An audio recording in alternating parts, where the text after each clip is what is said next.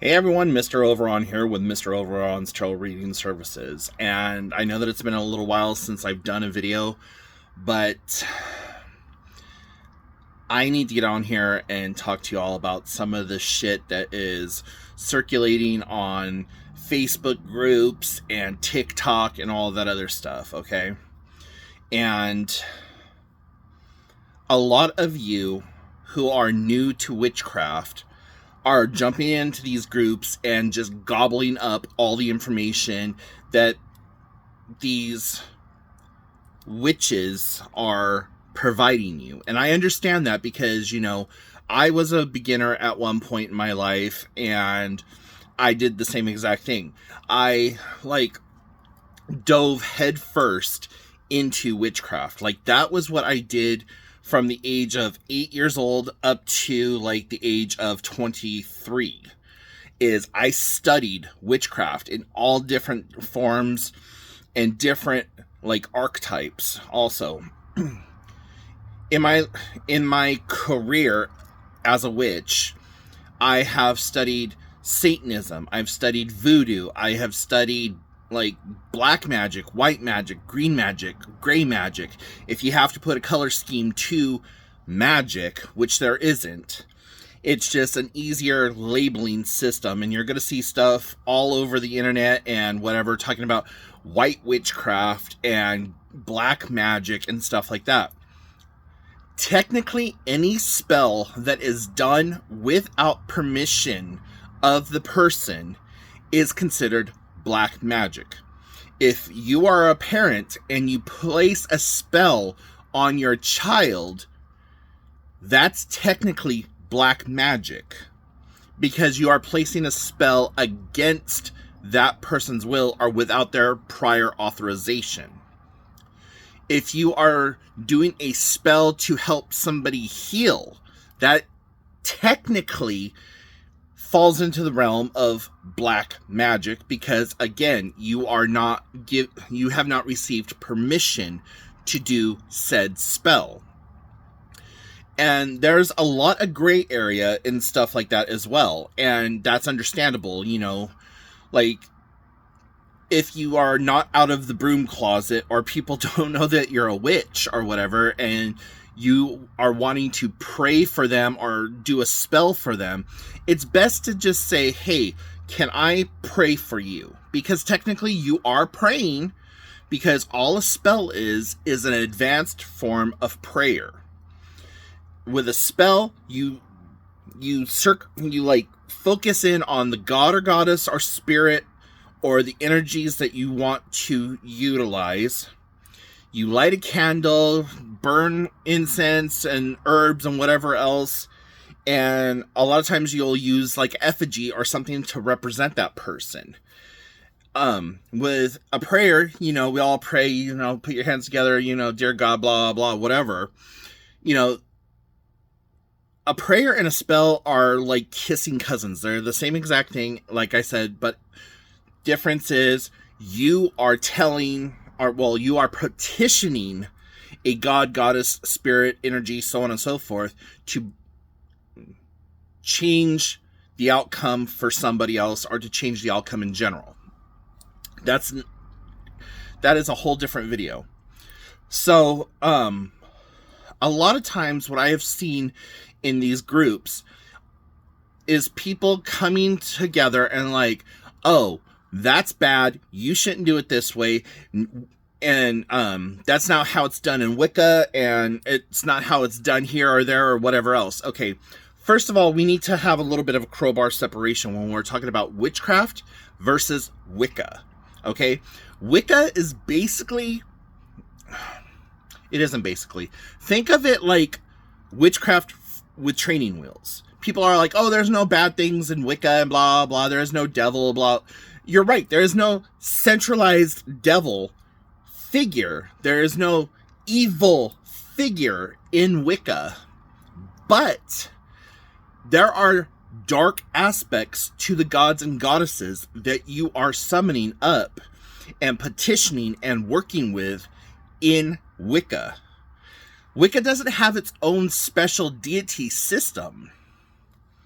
And so where a lot of people are getting confused is like, there's a lot of people jumping ship from Christianity and Catholicism and stuff like that and taking on Wicca because they think it's more free and all this other stuff. Well, there is a freedom, but you have to understand the basics of said freedoms in order to be able to work within the confines. Now, in some of my other videos, I've talked about this in the past, but I'll reiterate it here. When you start utilizing witchcraft in any form, I don't care what label you fucking put on it, any form of witchcraft that you start utilizing on the astral plane where magic and everything kind of takes place, you are sending up a signal flare to everything in the universe saying that there's a new player on the board. And good, bad, or indifferent, spirits, gods and goddesses, demons, angels, whatever the hell you want to call it, come to you to feed off of that energy. Now, where a lot of people are getting things wrong and mixed up is thinking that, oh, because I've done this dedication ritual to this particular god or goddess, I'm going to be protected from all that stuff. Yes and no. Just because you've done a dedication ritual does not necessarily mean that that god or goddess is going to consistently protect you. It comes without saying that it's kind of assumed on our part, but just like somebody coming up to you and saying, hey, can you do XYZ? And it's like, no, I don't want to do that.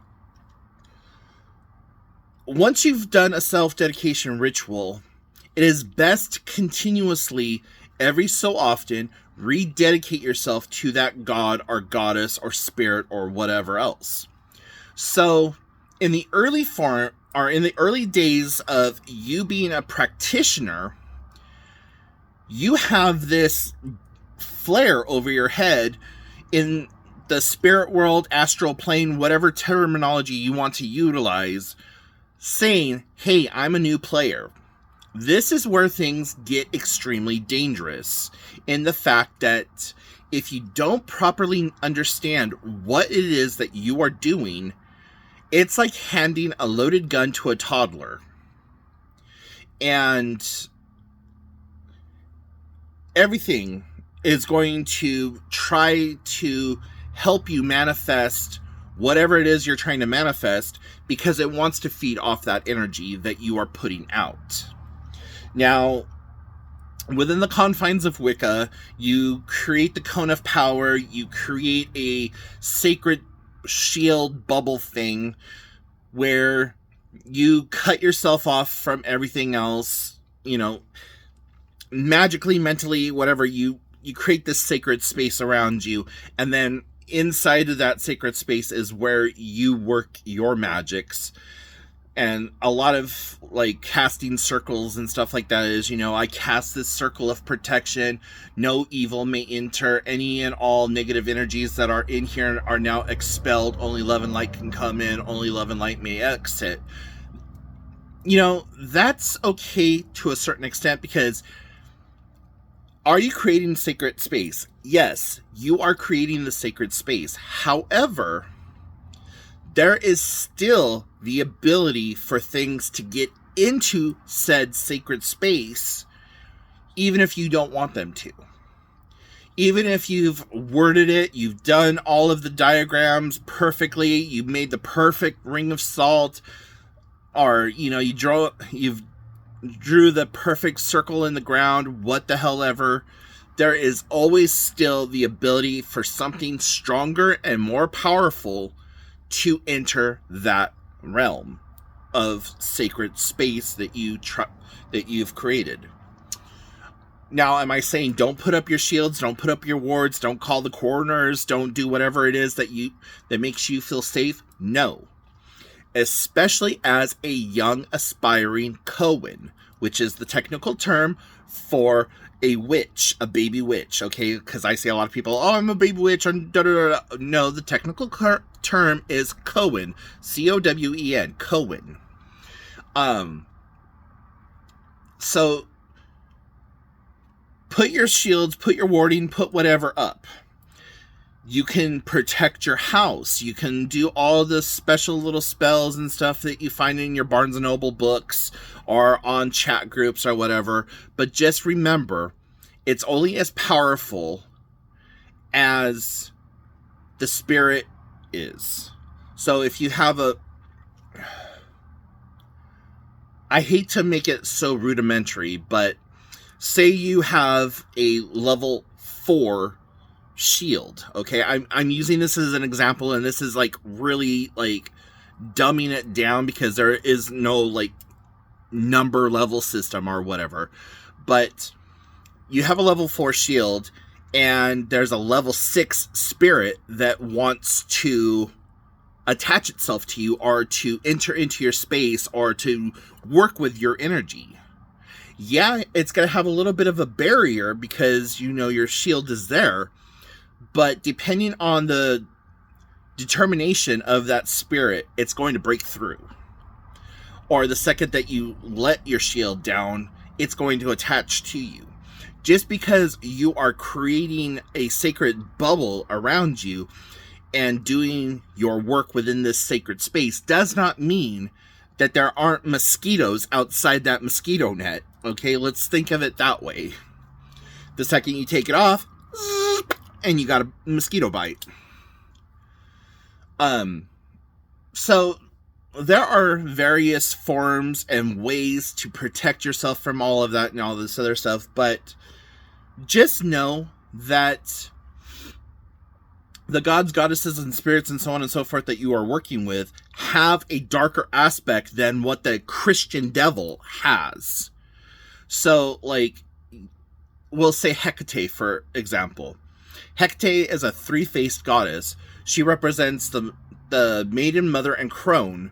She also has a dark aspect to her that is like doom and gloom, and you don't fuck with her because she's coming out with that mama bear energy. But on the flip side of that, in her light, loving aspect, she's the protective mother, she's the matriarchal figure, she's the queen of the witches, so on and so forth, all that other stuff. So she does have that regal side, but she also has that I wish a bitch would side.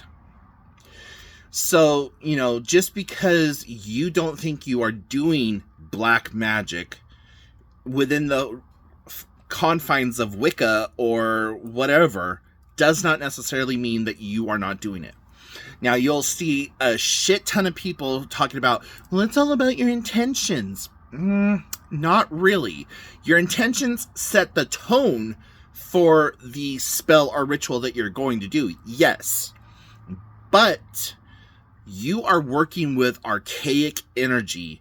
Gods, goddesses, deities, spirits, energies, whatever, that don't give a damn about what your intention is. It's about what they want to do in order to feed off that energy or to utilize that energy.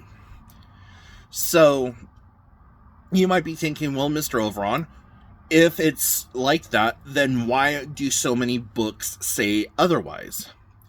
If books said exactly what they meant and what the actual, like, smoking gun was, they would not sell. If you pull 10 books off of the shelf of Barnes & Noble right now, they will basically say the same exact thing and use terminologies that sell books to unsuspecting, unknowing, unwitting persons. And, like, you know, 99% of those books over there are Barnes & Noble books, or books from Llewellyn and stuff like that. Am I saying that that's a bunch of bullshit? No, there is good information in there, but you don't know what the good information is versus the page filler is when you are starting off. Now, The other thing that people are doing nowadays is they're just automatically like, oh, I'm just going to light a candle on a full moon and I'm going to call myself a witch. Yes and no. There are so many different components that go into it. The basics of it, yes, that is what it is. You're speaking from your heart. You're dedicating yourself to a specific god or goddess that you find yourself aligned with. And so for me personally, my patron goddess is Diana, the goddess of the moon. My secondary patron goddess is Hecate. And then I also utilize Hera. I utilize Aphrodite. I utilize Athena. I utilize Zeus, Apollo, Ra, Kali, Calypso, Calliope. These are all different gods and goddesses that I work with, but my top goddess is Diana. And so when I approached Diana and I created a whole little shrine for her and everything, and I dedicated myself to her, I didn't expect her to right away, or that energy to right away hit me. But when I do my prayers and I say, you know, Blessed Goddess Mother Divine, the person that I'm thinking of is Diana. So for me, my goddess is Diana. And whenever I utilize her, or I pray to her, or I do a spell and I call upon her to aid me in my magical workings, I don't have any way to say for sure 100% that yes, that spell is going to work. And that's something else that you will find within the confines of the social media structure, is that people are like, oh yeah, my spells work 100% of the time and are 100%. Or you'll see people offering spell services like, yes, I can make this person fall in love with you and blah, blah, blah. Like, no, you can't. Love spells and stuff like that are very volatile at best, and it is the realm of black magic. I've had people come to me asking me for love spells to cast them onto the person that they were like attracted to or whatever, and I tell them, you know, okay, here's why you don't want to do that, but if you want to do that, I will cast that spell on your behalf. What I suggest to them 99.9% of the time, though, is you should do the spell that puts it out into the universe to draw somebody who matches what you are looking for, so that you two like complete each other. So yeah. The other thing that I see a lot of within the social media circle is people talking about cord cutting rituals and spells and so on and so forth. Guys, cord cutting is basically like blowing out a candle on a birthday cake. It is a physical representation of you and this person and the cord between it and being cut, bound, or burned, or whatever. Like, it's representational magic. Does it work? Yes and no. There's so much more to a cord cutting ritual than just tying two candles together, lighting them on fire, and letting the fire burn the piece of rope between them, or the string or yarn or whatever the hell you're using to connect the two. It's better to do a banishing spell where you banish this person from your life and you call your energy back and you like completely cut ties with them in that regard. The number one thing I can say to you, no matter what level you are in your training, if this is day one or if this is your 43rd year of being a witch, take all of the information that you receive with a grain of salt. Witchcraft does not work the same for everyone. I can cast a spell with an entire covenant of people with me, and our magic is not going to line up, and our intentions and our whatever is not going to line up person to person to person to person to person. We're all going to experience it differently. We're all going to have different aspects of the spell work or whatever for us. So many people are like, well, my spells aren't working. Well, you have placed this out into the universe. So just because it hasn't worked on your timeline does not mean that it's not going to work or isn't working in the background. I've cast spells that have taken 5 years to work. And then once it works and I start to see everything like I put in that spell work, I'm like, oh shit, okay, that's what's happening. So with witchcraft and spells and stuff like that, it's like a crock pot. You do it, you set it, you forget it, you walk away. You're never supposed to dwell over a spell. So like, say you're casting a spell for financial reasons, and you're asking the gods or the universe or whatever to bring money into your life. This is the most requested spell outside of love spells that I've dealt with in my 30 years of practicing, and what am I on now? About 35 years as a professional witch. You know, professional witch where I do things commercially for people, but you know, I've been practicing witchcraft since I was 4 years old. My mom brought me up in it and all that other stuff. And from the age of like, 8 or 9 to now, I've done my own shit. But, financial money spells is something that I see a lot of people doing. Just because you say, I need $5,000 for XYZ does not necessarily mean you're going to get $5,000. Any money that comes into your life that is unexpected, henceforward from the time of doing that spell, is that spell working? So, say on Monday, you cast a spell for money. You said, oh, you know, blessed goddess, I need $500 to take care of rent, blah, blah, this, that, and the other thing. If you get any unexpected money, if you're finding money on the street, if you're finding money in the washing machine that you didn't remember having in your pocket, you know, anything like that, even if it's just 50 cents, that is money coming into your life from that spell. And it's best never to make a denominational request. You don't want to say, I need X number of dollars. Say,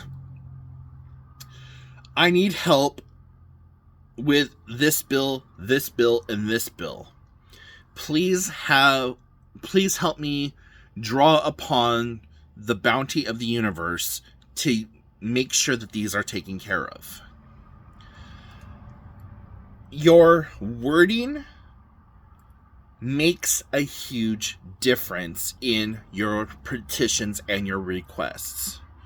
So just understand, just because you didn't get that $500, any additional money that comes into your life that isn't an expected paycheck or a payment or whatever, that is your spell working. So a lot of people get upset, like, well, my spells aren't working. Well, are they working, or are they not working the way you want them to work? Huge difference. So take into consideration that there is multiple ways that witchcraft works. And in these groups on social media, they are going to tell you all kinds of certain things and make it sound like it's all love, light, and whatever. If you want to curse somebody, they're going to be all like, oh no, don't do that, do it this way, you know, put love and light out there. Love and light only works so much. To live a truly adept life as a witch, magician, whatever the hell you want to call yourself, you have to have one finger dipped in blood, one finger dipped in glory. Because think of everything in a scale. If you're only doing good, then your scales are going to be unbalanced. If you're only doing everything in bad or negative, they're going to be unbalanced. Bless as much as you curse. That is like, if you take nothing else away from this video, understand that much. Bless as much as you curse, because doing so, that makes you more in tune with nature. Nature doesn't care if you're cold. It's still going to be cold outside. Nature doesn't care that fire cooks your food. It's also going to burn your house down. Nature doesn't care that you are caught out in the rainstorm. It's also going to flood it's going to flood you, even though you use water to, take care of your crops or whatever. Think of it in that terms. There's duality in everything. Good, bad, and sometimes indifferent. And nature and magic in general is indifferent. It does not matter if you're good or you're bad. You want to keep yourself in balance. Even black magicians, like black magic users, they still are not completely black in their workings. I myself, if I had to assign a color to my magics and what I do, I would consider myself a gray witch, because I do black and I do white magic simultaneously and equally. So, I hope this helps. If you have any questions, comments, concerns, put them in the comments section down below, and I will try to address it the best I can. But understand that 99% of what the information that you're receiving from Facebook groups and witch talk and all that other stuff is coming from people who have only done basic Barnes & Noble witchcraft. There is so much more than just opening up a book or getting inducted into a coven by your hot yoga instructor, or because you're drinking crystal infused water, or whatever else topics are hot topic, or whatever selling points there are. Read books that were published pre-2000s, because right around 2000, 2005 is when we had this surge in new age books. And the further into, from I would say 2012 on, there is just this surge of, white witches and, love and light and all this other stuff that really does kind of a disservice to what witchcraft actually is. Reading books prior to 2000, you're going to get a lot of information that is kind of stereo instruction, kind of like classroom, whatever, but it's valuable information. Books I recommend is Starhawk's The Spiral Dance. You want the 15th or anywhere between 15th and 23rd edition. Every few years, Starhawk releases her book, The Spiral Dance, and updates it. The 15th to the 23rd edition are the best, and is closer to her 1970s work than what her newer shit is. I would also recommend Raymond Buckland. some of his stuff prior to 2000. I would recommend Gavin and Yvonne Frost. I would recommend Scott Cunningham. Who else is another one that I would recommend? Isaac Bonowitz, Doreen Valentine. People of age.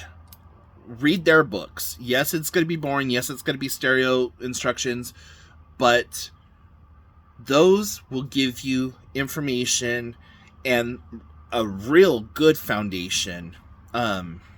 Margaret Adler's Drawing Down the Moon. It's a big old thick book. Great information. She's got a couple of different covers, but the one that you want is the black cover with red writing, and it's a woman standing with a circle of candles at a beach. That is the couple of books that I had to read when I was coming up in witchcraft before I was even taught above and beyond what those books taught me was the Spiral Dance and Drawing Down the Moon. I would even suggest and recommend Silver Ravenwolf's Teen Witch series. That gets a little hokey with like some of the newer stuff or whatever, but her older books like Teen Witch, Flying Without a Broom, To Stir a Magic Cauldron, to light a Sacred Flame, stuff like that. Really good books, really good information. As much as I hate this author, Eden McCoy, she's got good information. Raven Grimassi, he's a little bit newer, like 2005 plus. And he deals more with kind of like Italian witchcraft, which doesn't really translate with what Americans try to do or whatever. But look at those books. I'm telling you, prior to 2000, those are the books that you want to go for if you want good information. So anyways, guys, like I said, questions, comments, concerns, put them in the comment section down below. And yeah, I will talk to you all later. Bye, witches.